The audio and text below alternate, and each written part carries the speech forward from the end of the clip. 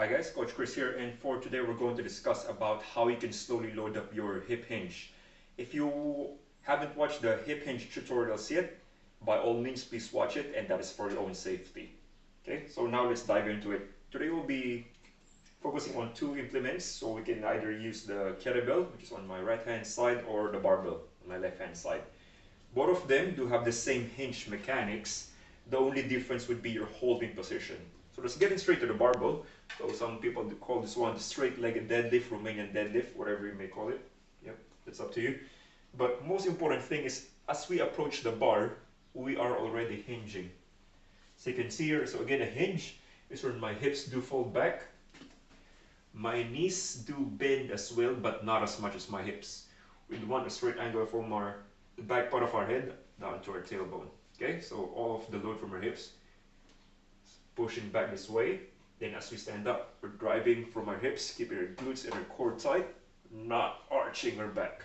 Okay, so approaching the bar, having your feet just around the hip width apart or slightly narrower, arms onto your sides. Arm position, require the same to the press-ups. You'd want your elbows to be pointing back, not on the side. That's for the safety of your shoulders. So have your elbows point back to allow for your lats and rotator cuff muscles to be involved.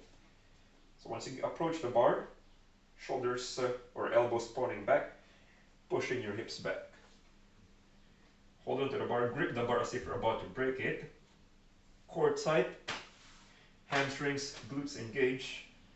Going to take a short breath in, then pick it up. Exhale. Now you might step back. From that position, you're going to slowly hinge your hips back by trying your best to keep the bar touching your thighs until it reaches just below your kneecaps. So here's how it looks.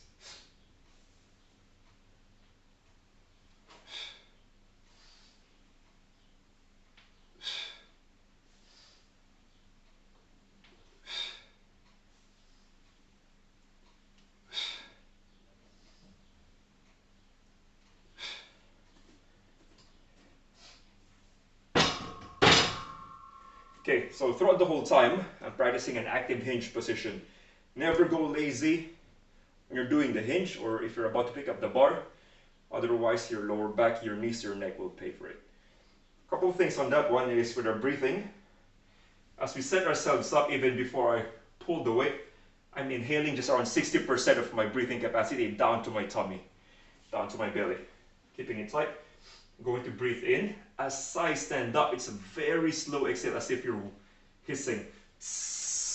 At the top, squeeze your glutes, tighten up your core.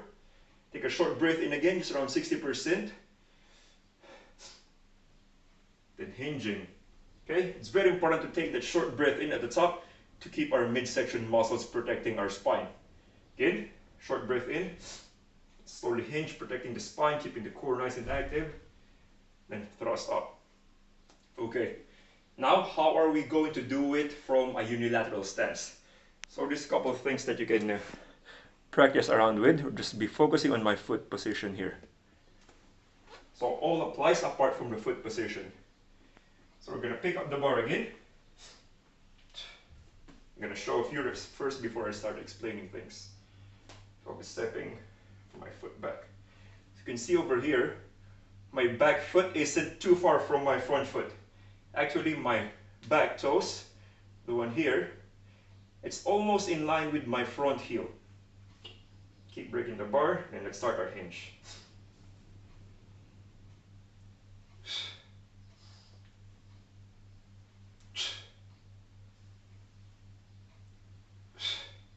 And swap sides.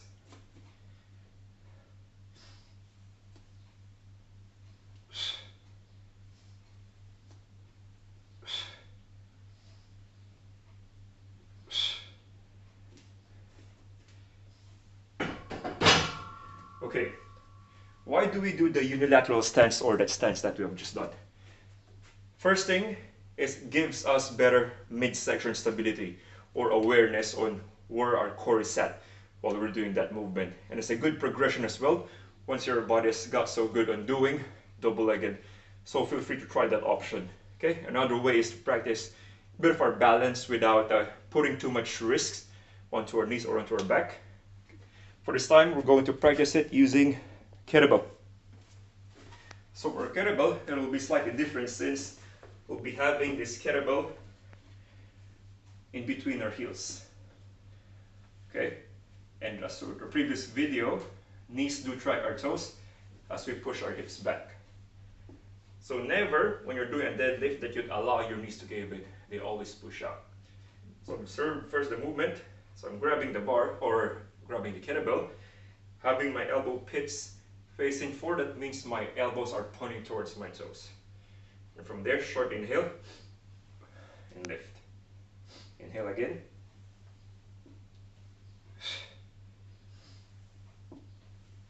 Side angle.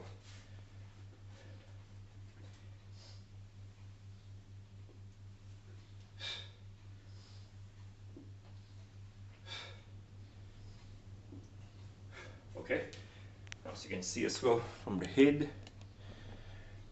Okay, so every time that you would put the kettlebell down, you want to make sure that it always lands on the same spot where it took off. Again, it always lands to the same spot where it took off. Let's do that one again. Or let's do it actually from a 45-degree angle. As you can see over there, the kettlebell stays between my heels.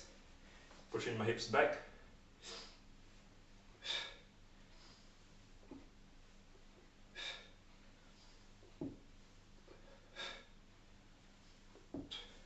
Okay, so everything applies the same apart from your hand position. Give those a shot, then let me know how it goes.